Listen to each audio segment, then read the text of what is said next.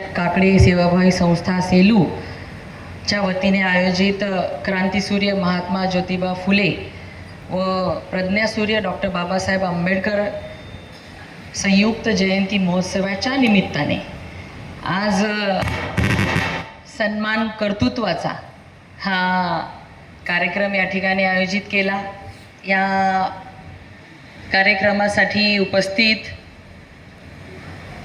आदरणीय हबप आपले ढवळे महाराज, उपस्थित आदरणीय बहनजी, या ठिकाणी उपस्थित मंचावरील डॉक्टर संजयजी रोडगे साहेब, घोडके साहेब, संजूभाऊ साडेगावकर, राजूभैया डासळकर, डॉक्टर डगजी, उपस्थित डॉक्टर सुनीलजी, मंचावर उपस्थित सर्वच माझे सहकारी भारतीय जनता पार्टीचे तालुका अध्यक्ष गणेश काटकरजी, अशोक शेलारजी आणि पंचायत समितीचे सभापती पुत्र गजानन डोंबेजी, आज ह्या सन्मान कर्तृत्वाचा यामध्ये ज्यांचे ज्यांचे सन्मान झाले ते सर्व सत्कार मूर्ती आणि खास आज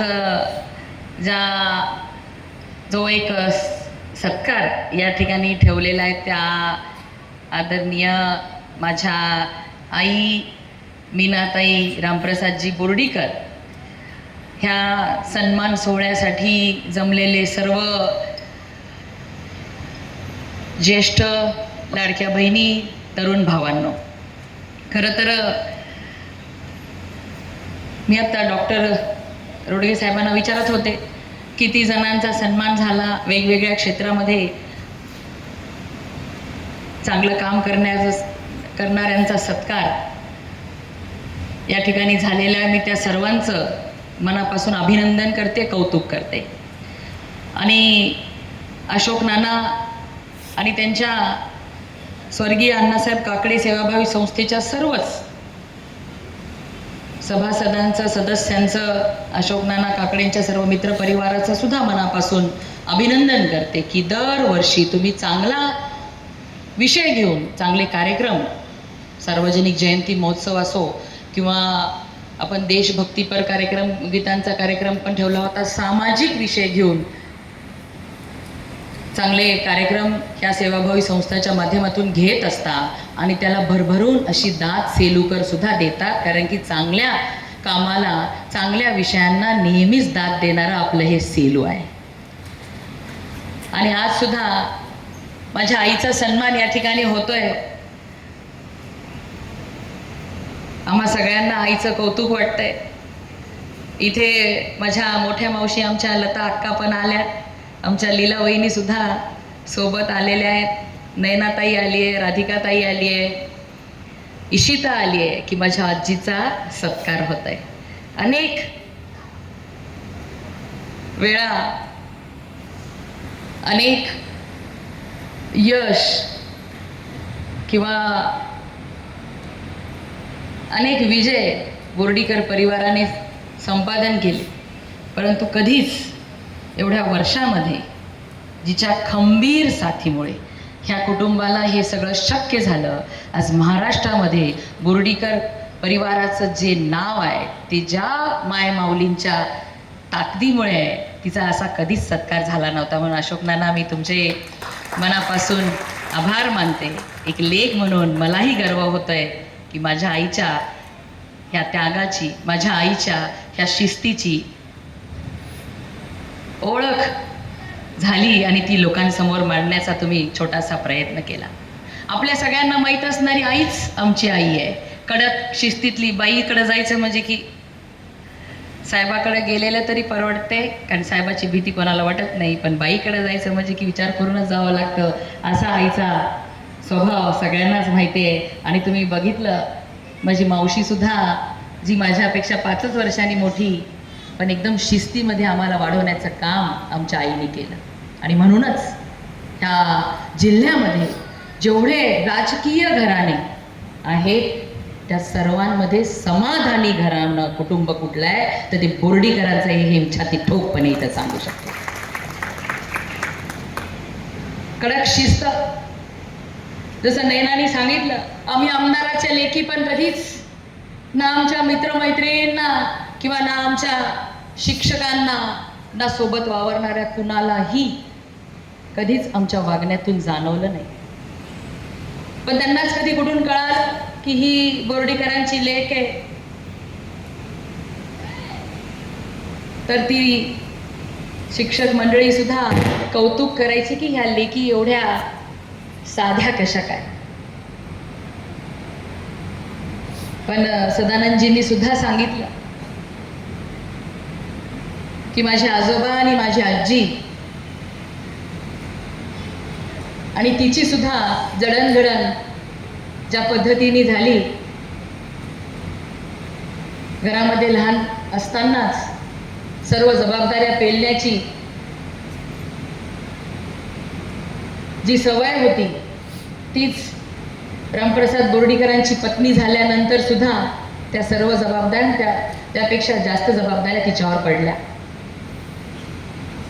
संभाजीनगरला तिचं 12वी पर्यंत शिक्षण झालं आणि त्यानंतर लगेच लग्न झालं. परंतु शांत, संयमी आणि तेवढीच मनाने सक्षम, कठोर किंवा आपण स्ट्रॉंग असं म्हणू. अनेक संकट आली, अनेक चांगल्या आनंदाच्या गोष्टी सुद्धा तिच्या आयुष्यामध्ये झाल्या, पण कधी डगमगली नाही, कधी हरली नाही. तेवढ्याच जिद्दीने नेहमीच बाबांच्या सोबत ठाम राहिली आणि बाबांच्या सुद्धा राजकीय आयुष्यामध्ये प्रत्येक निर्णयाच्या वेळेला बाबांनी पण आईचा निर्णय किंवा आईचा सल्ला मसलत केलेला मला अनेक विषयांमध्ये आठवतो. आणि खुद्द माझ्यासुद्धा आमच्या आईला तर असं होतं की राजकीय परिवारामध्ये, राजकीय कुटुंबामध्ये डोळे महाराज एकही माझी लेख द्यायची नाही, कारण की राजकारण्यांचं आयुष्य किंवा राजकारण्यांच्या कुटुंबियांचं आयुष्य काही चांगलं नसतं. स्वतःसाठी नसतं, लोकांसाठीच ते द्यावं लागतं. म्हणून माझ्या लेकींना चांगल्या अधिकाऱ्यांच्या घरांमध्ये देणार, जेणेकरून माझ्या लेकी आयुष्यभर चांगल्या राजसत्तेमध्ये राहतील, हा तिचा मानस होता. आणि 5 लेकी 5 जणींना सारखं कसं काय मिळणार हे आमच्या अक्का, आमच्या मावश्या म्हणायच्या. परंतु तिची जिद्द होती, मराठवाड्यात तर एकही पोरगी देणार नाही म्हणायची, कारण सगळे बंधनं मराठवाड्यातच मुलींना, सगळ्या अपेक्षा मराठवाड्यातच मुलींकडून केले जातात. पण स्वतःचं आयुष्य माझ्या लेकी जगू शकल्या पाहिजे म्हणून अधिकाऱ्यांनाच मी देणार. आणि एक से बडकर एक असे अधिकारी नशिबाने जावाई म्हणून मिळाले. आणि आज अनेक जण बोलतात सुद्धा, नाना तुम्ही पण कितीतरी वेळा म्हणलात, विनोद भाऊ इथे नाहीत ते सुद्धा म्हणतात की या जिल्ह्यामध्ये जेवढे मोठे कुटुंब आपण बघितले, पण सर्वात समाधानी कुटुंब कुणाचं असेल तर मीनाताई आणि रामप्रसादजींचं आहे. कारण की माणसाला आईचं नेहमी सांगणं असतं, बाबांचं नेहमी सांगणं असतं की कधी आता आहे म्हणून त्याचा गर्व आपण कधी करायचा नाही. आणि जो माणूस आपल्याकडे येईल तो आपलाच आहे, ह्या पद्धतीने त्याला जपायचं काम आपण केलं पाहिजे. ही शिकवण नेहमीच आमच्या आईबाबांची राहिलेली. आज माझ्या मावशीने सांगितलं, एकदम हिटलर टाईपमध्ये आईने आम्हाला वाढवलं, पण कधीतरी वाटतं त्याचाही फायदा आम्हाला झाला. आज मी सुद्धा आई म्हणून माझी लेक सुद्धा इथं आली. कधी कधी तिचे आणि माझे काही ते म्हणते की तू पण आईसारखीच वागायला लागली मम्मी. परंतु आपल्या मुलांनी जर मोठं व्हायचं असेल असं आपल्याला वाटत असेल तर शिस्त आणि धाक हा आईचा असणं गरजेचंच आहे, असं मला आई म्हणून वाटतं आणि स्वतःला बघून असं वाटतं. नाही तर बघा समाज असा आहे, मुलं चांगली झाली तर आईचं कौतुक, बिघडले तरी आईचंच कौतुक, आईलाच नावं ठेवतात. परंतु आईने ज्या शिस्तीने, ज्या कठीण प्रसंगातून सुद्धा कधीच न डगमगता आम्हाला त्याची जाणीव कधीच कुटुंबाचा विस्तार झाला आहे. आज अनेकांनी सांगितलं की आम्ही फक्त 5 जणी म्हणून नाही, तर या मतदारसंघातील लाखो कुटुंब माझी आहेत, हा विश्वास, हा विचार घेऊन आई चालत असते. कारण की बाबाही मान्य करतील, आपल्यापैकी अनेकही मान्य करणार की प्रत्येक गावामध्ये तिची काही ठराविक लोक आहेत की ज्यांचा कसलाच अपेक्षा नाही, परंतु तिने ज्या पद्धतीने ते जपलेले आहेत, जे नातं, मग कोण कुठल्या जाती धर्माचा हा विषय नाही, पण ही प्रत्येक जण माझ्या कुटुंबातली व्यक्ती आहे अशा पद्धतीने प्रेमाने त्याच्या भविष्याचा विचार करून जपण्याचं काम नेहमीच आईनी केलं. आणि आज तिचा सत्कार सोहळा होत असताना आम्हालाही अभिमान वाटतोय. आज प्रत्येकाने प्रेरणा घ्यावी अशी माझी आई आहे, हे मी गर्वाने इथं सांगू इच्छिते. कारण की शिस्त ही जीवनाला असल्याशिवाय कुणीही मोठं होऊ शकत नाही. आणि ती शिस्त लावण्याचा प्रयत्न ती नेहमीच तिच्या प्रत्येक संपर्कात येणाऱ्या व्यक्तीच्याकडून करत असते. आणि तिच्या आयुष्यामध्ये सुद्धा अनेक तिचे स्वप्न आहेत, तेही पूर्ण करण्याचा प्रयत्न आम्ही सर्व बहिणी करत असतो. आज आम्ही वेगवेगळ्या क्षेत्रामध्ये आमच्या आईबाबांनी दिलेल्या संस्कारांवरती काम करण्याचा प्रयत्न करत आहोत की आमच्या हातून जे होईल ते नेहमी चांगलंच झालं पाहिजे. या ठिकाणी प्रजापिता ब्रह्मकुमारीच्या दिदी आलेल्या आहेत. आमच्या आई सकाळी उठली की गुड मॉर्निंग बाबा, रात्री झोपताना गुड नाईट बाबा, आणि रात्री झोपताना की शिवबाबा आज माझा दिवस छान गेला, आज माझ्याकडनं हे झालं, हे राहिलंय, हे करायचंय, हे सांगूनच झोपायचं. आणि उठल्यानंतर आज तुम्ही दिवसभर माझ्यासोबत राहा आणि मी लोकांचं भलं करू शकेल, हाच विचार नेहमीच आई उठता बसता आम्हाला देत राहते. आणि सबका अच्छा होगा, सबका भला होगा, हेच सकारात्मक विचार आई दररोज प्रत्येकाला देत असते. प्रत्येकामध्ये आत्मविश्वास वाढवण्याचं काम सातत्याने ती करत असते. आणि हीच तिची सवय आम्हा सगळ्यांना कुठे ना कुठेतरी आमच्या आयुष्यामध्ये तिचे हेच विचार आज आम्ही जिथपर्यंत आहोत ह्यामध्ये तिच्याच ह्या विचारांमुळे आम्ही इथं आहोत. आणि तिच्या संपर्कात येणाऱ्या प्रत्येक लोकांना सुद्धा ती हेच विचार देत असते की सगळ्यांच्यासाठी चांगला विचार करा, सगळ्यांचं चांगलं होईल तेव्हाच आपलं चांगलं होईल, सगळ्यांच्यासाठी चांगला विचार केला तरच आपला चांगला होईल, हाच विचार नेहमी आणि चांगलंच होणार, कारण की आपण चांगलंच करतोय, हा सकारात्मक सुद्धा विचार. एखादी वाईट घटना घडली तरी ह्यामागे सुद्धा काहीतरी भलं असणार, म्हणून ही घटना घडली, ती घटना विसरून पुढे चालत जायचं, हे नेहमी तिचं सांगणं असतं. आणि प्रत्येक वेळी आज आता मी राज्यमंत्री म्हणून काम करत असताना नानांनी खंत व्यक्त केली, पण नाना पालकमंत्री झाले, भारतीय जनता पार्टीचं अस्तित्व आपल्या जिल्ह्यामध्ये आणि आपल्या मतदारसंघामध्ये सुद्धा आमदार म्हणून मी दुसऱ्यांदा जरी निवडून आली तरी स्थानिक स्वराज्य संस्थांमध्ये कमी होतं. म्हणून वर्षभर ह्या स्थानिक स्वराज्य संस्थांमध्ये आज जे यश ह्या इतिहासात भाजपाच्या, आणि अभिमानाने सांगा वाटतं 3.5 लाख मतं आपण जिल्हा परिषदला मागच्या निवडणुकांपेक्षा जास्त घेतलेले आहेत. नगरपालिकांमध्ये सुद्धा आज 1.25 लाख मतदान आपण जास्त घेतले आहेत. महानगरपालिकेमध्ये सुद्धा 60,000 मतदान कमळाला जास्त मिळवलेले, हे यश वर्षभर जी मेहनत घेतली त्यामुळे. आणि आता राज्यमंत्री म्हणून जी 5 खाते आहेत त्यांना सुद्धा न्याय द्यायचं काम करायचं आहे. जी अपेक्षेने नेत्यांनी हे पद दिलंय त्या अपेक्षा सुद्धा पूर्ण करणं माझी जबाबदारी आहे, त्यामुळे सुद्धा वेळ द्यायचा आहे. पण कुटुंब म्हणून जी जबाबदारी आईबाबांनी, ह्या जिंतूर सेलूकरांनी माझ्यावर टाकलेली आहे त्याचे भान नेहमीच मला असतं. आणि बघा माझ्या निवडणुकीचा पण किस्सा, बाबा कोरा AB फॉर्म आला पक्षाकडून, नाव कुणाचं टाकायचं तुम्ही ठरवा, रामप्रसाद बोर्डीकरांचं टाकायचं का मेघना बोर्डीकरांचं टाकायचं, हा निर्णय दिला.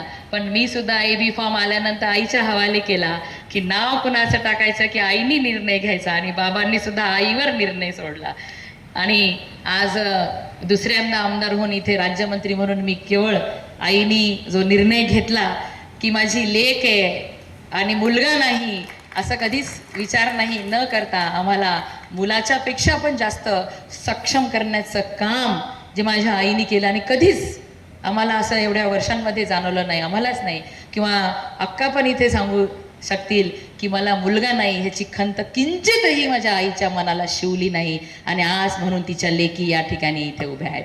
म्हणून आज इथे जमलेल्या सगळ्यांना मला सांगायचंय की एवढं सगळं जग प्रगत होत असताना आज आपल्या देशाची राष्ट्रपती एक महिला झालेली असताना सुद्धा दुर्दैवाने मुलगा आणि मुलीचा सेक्स रेशो जो आहे तो आज कमी आहे. पण आजच्या ह्या सत्काराच्या निमित्ताने नाना मी आणखीन एक विनंती आपल्याला करू इच्छिते की आपल्या ह्या स्वर्गीय अण्णासाहेब काकडे सेवाभावी संस्थाच्या माध्यमातून मुलींचा जन्मदर वाढावा यासाठी सुद्धा आपण कार्यक्रम हाती घ्यावा. आणि इथं सत्कारासाठी जमलेल्यांकडून सुद्धा मी तेच अपेक्षा करते की मुलींचा जन्मदर वाढावा यासाठी आपण सर्वजण मिळून प्रयत्न करूयात. कारण की आपल्या प्रत्येक व्यक्तीच्या ओळखीच्या परिचित कुटुंबांमध्ये ज्यांना फक्त मुली आहेत त्यांचा अनुभव एवढा छान आहे, मी इथं ठामपणे सांगू इच्छिते. मुलापेक्षा मुलीचे आई वडील नेहमीच समाधानी आहेत, सुखी आहेत आणि आज ते आनंदी आहेत. म्हणून आज माझ्या आईच्या सत्कार समारंभाच्या निमित्ताने मी आपले आभार मानताना एक अपेक्षा व्यक्त करते की मुलींना जन्माला येऊ द्या आणि मुलींना त्यांची स्वप्न पूर्ण करण्यासाठी त्यांच्यावर विश्वास ठेवा. मुलापेक्षा सुद्धा जास्त मेहनती मुली असतात, फक्त त्यांना योग्य मार्गदर्शनाची आणि त्यांच्यावर विश्वास ठेवण्याची गरज असते. याचं ज्वलंत उदाहरण म्हणजे मीनाताई रामप्रसादजी बोर्डीकर आहेत. एवढंच या ठिकाणी बोलते आणि आपण माझ्या आईचा गौरव केला त्याबद्दल मनापासून आपले मी आभार मानते. आणि ह्या कार्यक्रमाला आपण सर्वजण उपस्थित राहिलात त्याबद्दलही मी आपले सर्वांचे मनापासून आभार मानते. धन्यवाद. जय हिंद, जय महाराष्ट्र.